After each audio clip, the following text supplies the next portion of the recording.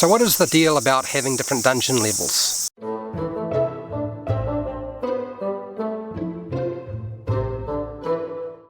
Hi, welcome to HowtoDandD. My name is Fred Wheeler and today I want to talk about Dungeons and Dragons. Today what I want to do is talk about dungeon levels in Dungeons and Dragons, why they're there and how they work. So what's the significance of having dungeons that have descending levels going deeper and deeper in the game of Dungeons and Dragons?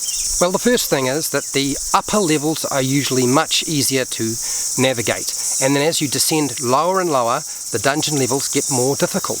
A variety of dungeon levels actually reflect the way that a character advances in the game of Dungeons and Dragons. So for those of you who are playing through a dungeon, the upper levels are going to be for your lower level characters, and as you go through the dungeon, going deeper and deeper, almost literally each level represents a character level.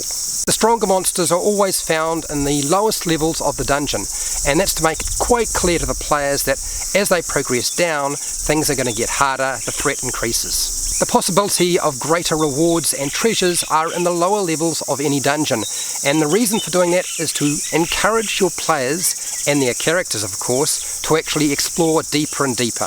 Experienced players usually know that taking descending stairs or elevators or a ramp is not necessarily a desirable thing to do.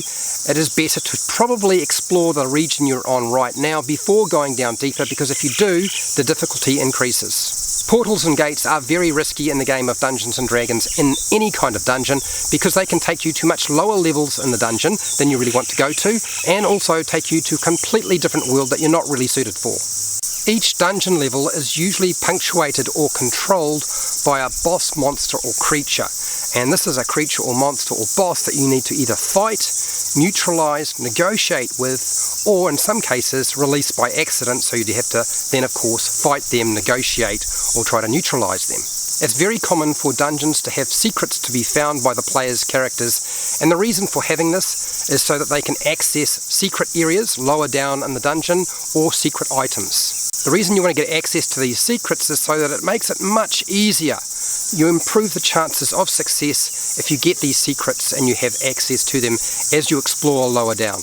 Dungeon levels are usually marked in theme, difficulty, and clues to future challenges that you would face as a player character. So dungeon markings can take many different forms. They could be a painting, a tapestry, some sort of carvings, languages, statues.